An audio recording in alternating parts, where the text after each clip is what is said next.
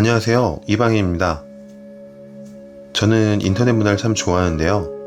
특히 인터넷에서 유명한 밈을 간추려서 올려놓은 어플을 자주 들여다보는 편입니다. 굳이 이유를 대자면 동시대 사람들이 무엇에 좀 열광하고 어떤 일들이 벌어지는지 비교적 쉽게 알 수 있기 때문입니다. 이게 참 재밌는 지점은 지속적으로 봐줘야 한다는 건데, 지속적으로 보지 않으면 그들이 사용하는 용어를 알 수 없기 때문에 이해를 못한다는 게 있습니다.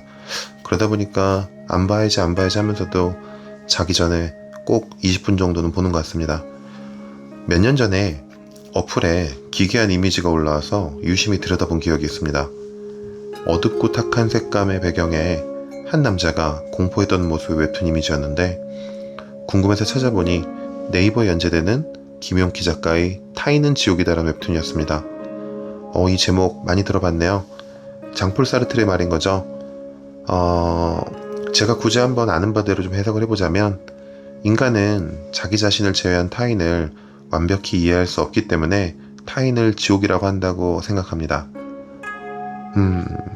공포 형식의 웹툰에 잘 어울리는 제목이긴 한데, 작가는 어떤 얘기를 하고 싶길래 이렇게 기괴한 스타일의 그림과 유명한 문구를 제목으로 썼을까가 저의 호기심을 자극했었습니다.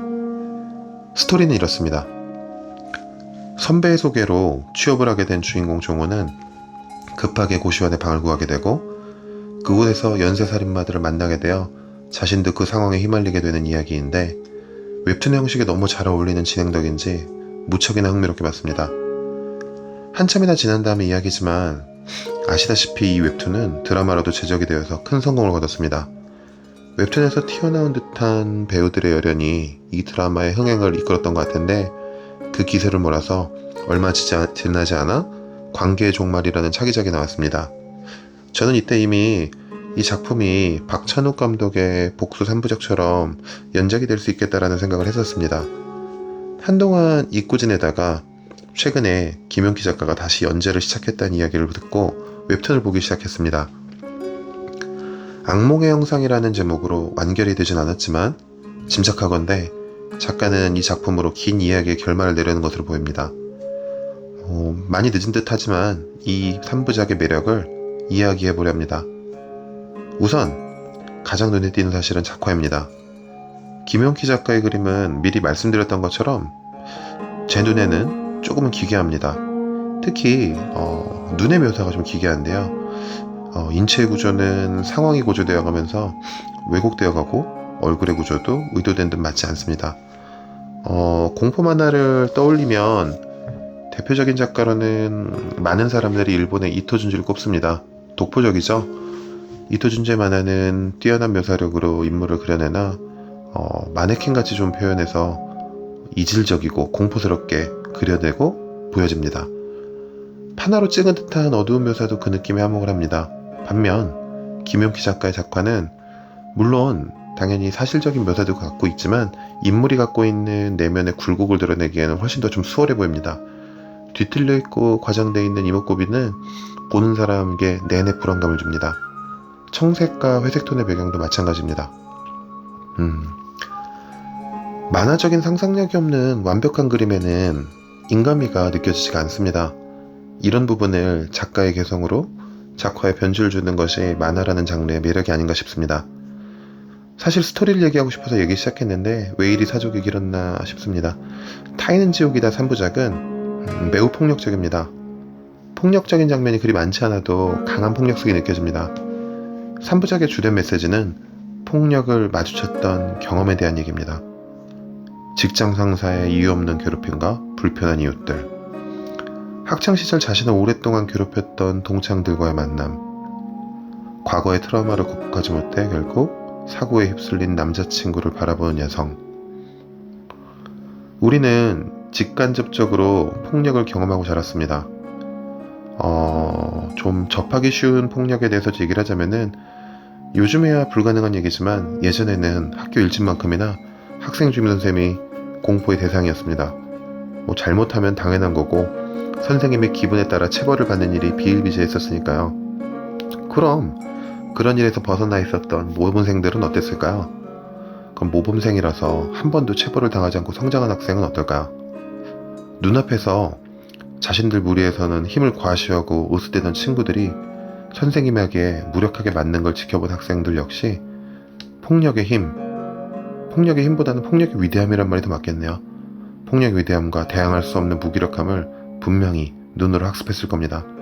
다른 예도 분명히 굉장히 많이 있겠죠. 시리즈의 주인공 조용호는 결국 작품에 나온 대사처럼 괴물과 싸우다 자기 자신도 괴물이 되어버렸습니다. 2부의 주인공 역시 학창시절의 트라우마를 넘어서기 위해서 스스로 운동도 배우고 육체적으로 강해졌지만 과거의 악몽들을 극복하지 못했습니다. 물론 괴롭힘의 가해자, 악몽들의 전적인 문제였긴 합니다만 2부의 주인공도 역시나 괴물과 싸우다 스스로 괴물이 되어버렸습니다. 이제 시작한 3부에서는 2부에 나왔던 여자친구가 실종된 남자친구를 찾으려는 상황에서 시작이 됩니다. 잘못은 그들에게 있었으니 본인이 남자친구를 찾고 잘못을 바로잡으려는 의지를 보여줍니다. 얼핏 악의 고리를 끊으려는 시도처럼 보이긴 합니다만 아직은 안심할 수는 없겠습니다. 시리즈의 주인공 종우가 아직은 살인사건의 후유증을 크게 앓고 있는 것으로 나오는데요. 머릿속 환청으로 살인마의 칭찬하는 소리까지 들릴 정도이니 폭력이 이어지지 않을까라는 복선으로 보이기도 합니다. 이 작품의 결론은 중요하진 않은 것 같습니다. 이미 우리는 관찰자로서 작가가 진행하는 참혹한 이야기를 따라갈 수밖에 없기 때문입니다. 이 불편한 만화는 저마다 마음속에 있는 폭력에 대한 트라우마를 툭툭 건드립니다. 과연 너는 이런 상황에서 무엇을 할 수 있겠는가라면서 끊임없이 독자를 좀 흔들어댑니다. 악을 마주하면 그보다 더 큰 힘으로 짓눌러서 처단하고 싶은 선한 의지의 폭력을 독자들이 원하게 만듭니다. 마치 마동석이 좀 떠오르는 그런 느낌이 있잖아요.